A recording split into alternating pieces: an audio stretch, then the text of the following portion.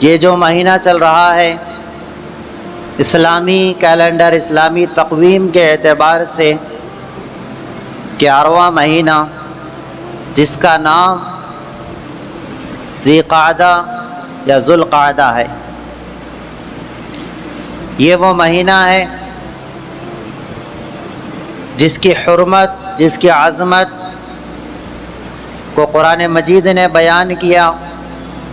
اور اس کا احترام اسلام سے پہلے سے چلا آ رہا ہے۔ زمانے جاہلیت میں بھی اس مہینے کی تعظیم کی جاتی، لوگ جنگ و جدال سے،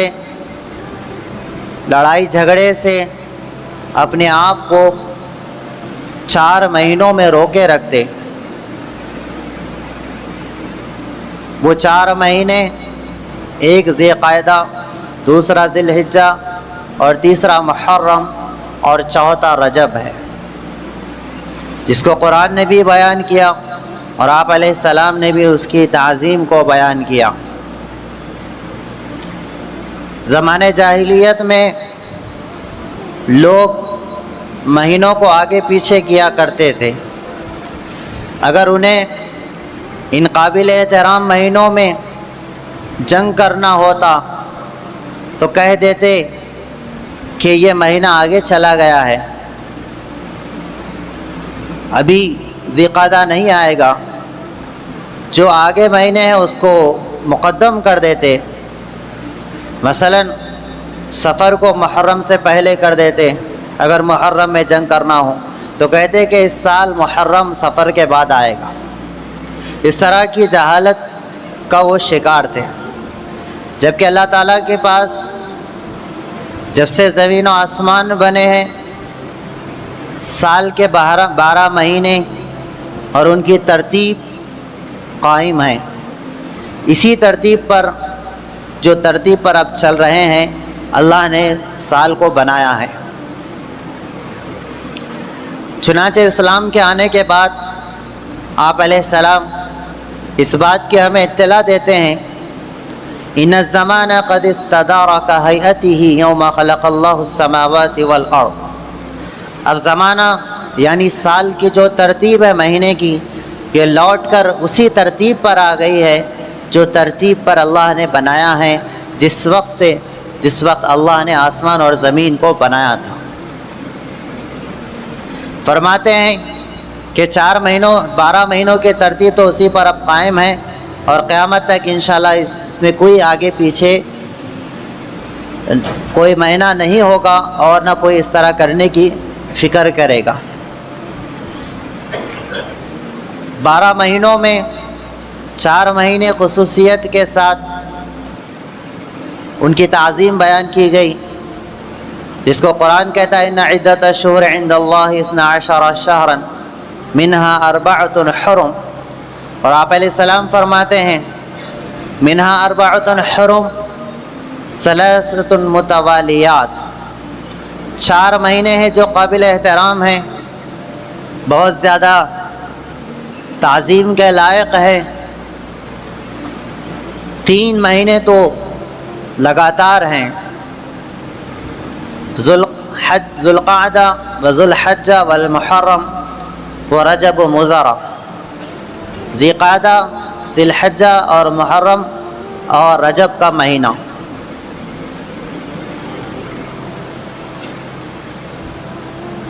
تو آپ علیہ السلام نے، قرآن نے 4 مہینے کی تعداد کا ذکر کیا، اور آپ علیہ السلام نے ان مہینوں کی نشاندہی کی، ان کے نام گنوائے کہ یہ وہ 4 مہینے ہیں جو حد درجے تعظیم کے لائق ہیں۔ چنانچہ اسلام میں بھی ان مہینوں کا لحاظ کرنے کا حکم دیا گیا۔ آپ علیہ السلام اور صحابہ رضی اللہ عنہم اجمعین، یہی وجہ ہے ان مہینوں میں مشرکین سے اور دشمنان اسلام سے جنگ و جدال اور جہاد نہیں کرتے تھے، اور اس کی حرمت اور عظمت یہ قیامت تک باقی ہے۔ لہٰذا جب ان مہینوں کی عظمت اور حرمت باقی ہے جس میں آپ علیہ السلام نے ذی قعدہ کا مہینہ خاص طور پر جس عبادت کا آپ علیہ السلام نے اہتمام فرمایا تھا، آپ عمرے زیادہ اس مہینے میں کیا کرتے تھے۔ جس سال آپ کو عمرے سے روکا گیا اس سال بھی آپ نے عمرے کا احرام باندھ کر مکے کے لیے آئے تھے۔ راستے میں آپ کو حدیبیہ کے موقع پر روک دیا گیا، پھر آپ نے اگلے سال اس عمرے کی قضا کی۔ ایک صحابی آ کر عرض کرتے ہیں، اللہ کے رسول میں روزے رکھنا چاہتا ہوں، تو آپ علیہ السلام نے فرمایا کہ مہینے میں ایک رہو۔ وہ فرماتے ہیں کہ میں اس سے زیادہ کی طاقت رکھتا ہوں، تو آپ نے 2 فرمایا، پھر انہوں نے عرض کیا تو 3، اسی طرح پھر فرمایا کہ اگر تمہیں زیادہ روزے رکھنا ہے تو پھر ذی قعدہ میں زیادہ روزے رکھو۔ یہ وہ مہینہ ہے جو حج کی یاد دلاتا ہے، تمام مسلمانوں کو اس فریضے کی ادائیگی کی طرف آمادہ کرتا ہے، ابھارتا ہے، کیونکہ اس مہینے میں حجاج کرام عازمین حج عام طور پر حج کے سفر کے لیے روانہ ہوتے ہیں، اپنے اپنے مقام اپنے اپنے ملکوں سے حج کے لیے روانہ ہو جاتے ہیں۔ ان کے یہاں سے بعض جگہوں سے احرام باندھ کر اور بعض جگہوں سے بغیر احرام کے الغرض حج کے ارادے سے اپنے اپنے جگہوں سے نکل جاتے ہیں۔ تو یہ حج کی یاد تازہ کرنے کے لیے خصوصیت کے ساتھ اس مہینے کو وہ حقیقت حاصل ہے، وہ عظمت اور وہ برتری، اور یہ قابل احترام اور مبارک مہینہ یہ اس اعتبار سے بھی ہو سکتا ہے کہ اس میں لوگ حج کے لیے سفر کرنا شروع کر دیتے ہیں۔ حج کیا ہے؟ یہ اللہ کی طرف سے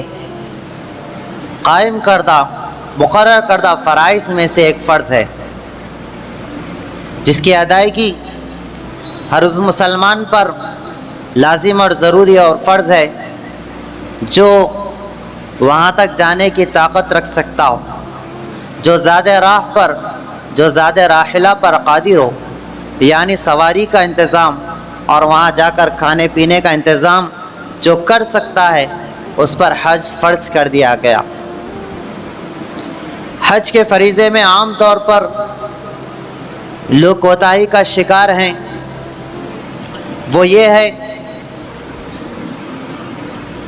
کہ حج کے فریضے کو انجام دینا اور اس فرض کو ادا کرنا،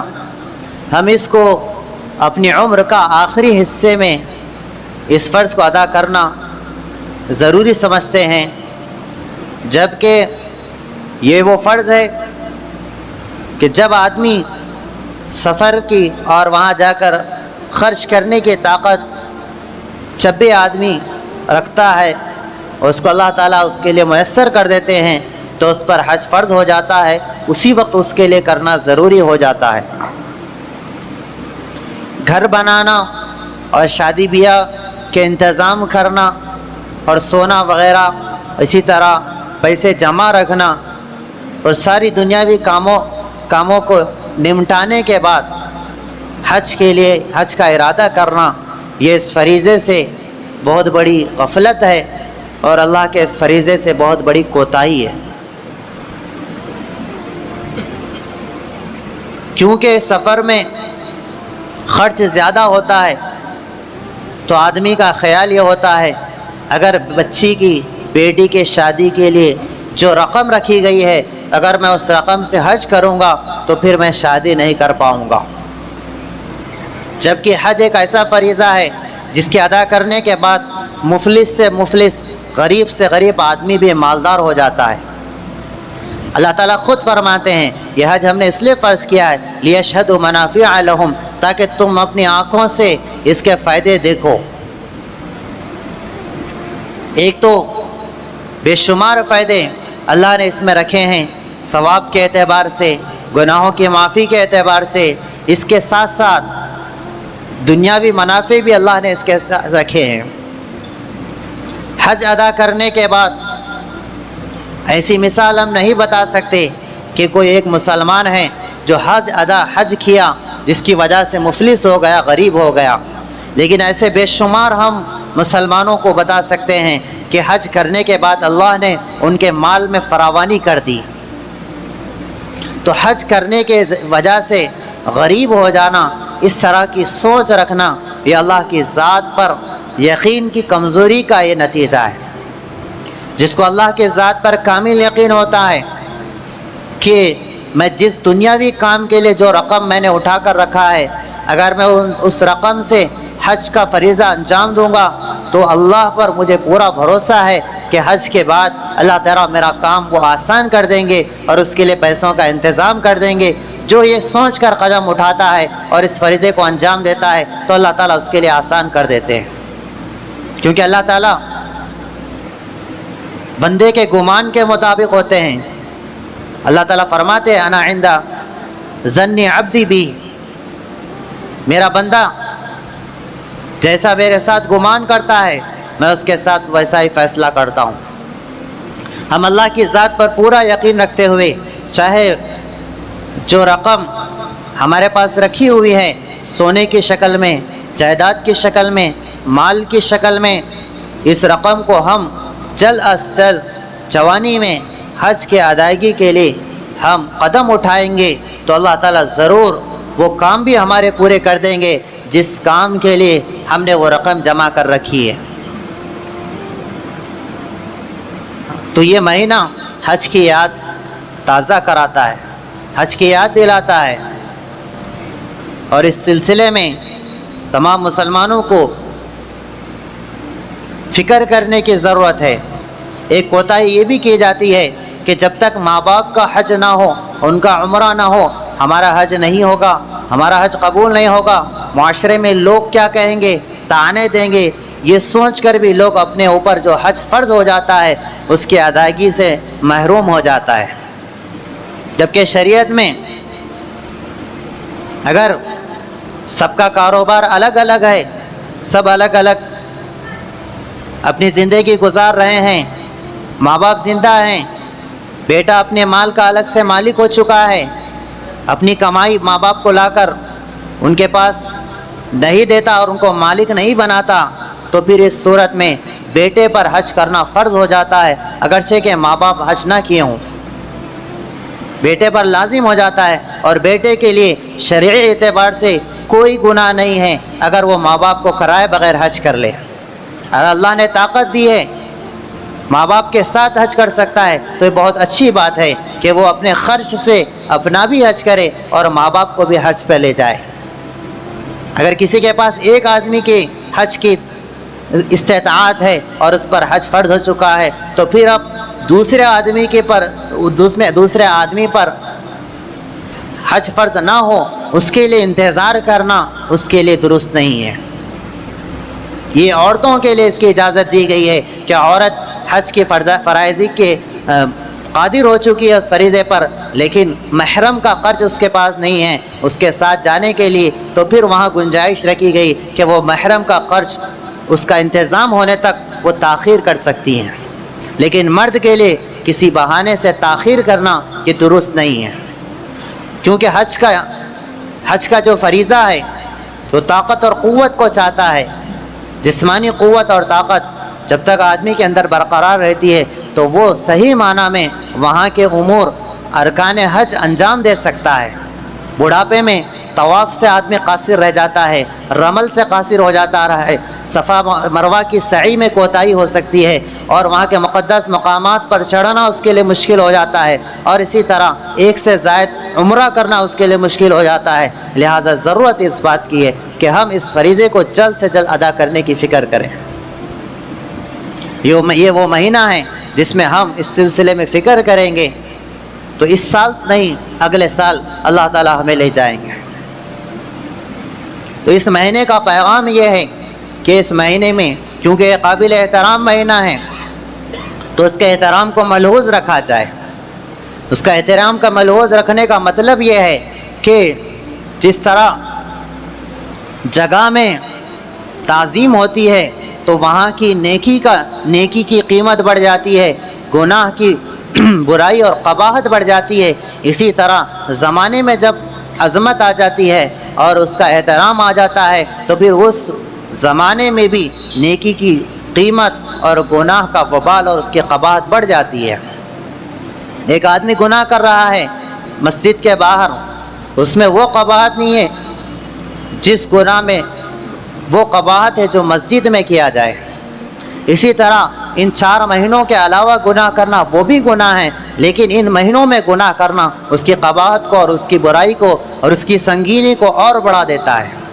اسی طرح نیک اعمال کرنا، اچھے کام کرنا دیگر مہینوں میں یہ بھی اچھی بات ہے، اللہ کے یہاں یہ بھی قبول ہے، لیکن ان 4 مہینوں میں نیکی میں اضافہ، نیکی کی قیمت میں اور اس کی قوت میں اور اس کے ثواب میں اضافہ ہو جاتا ہے۔ لہٰذا اس مہینے کا لحاظ یہ ہے کہ اس میں خوب نیک کام کیے جائیں اور برائی سے جتنا ہو سکے اپنے آپ کو بچائیں اور حج کا ارادہ کریں اور اس کے لیے کوشش کریں اور اللہ سے دعائیں مانگیں۔ یہ اس مہینے کا پیغام ہمیں ملتا ہے۔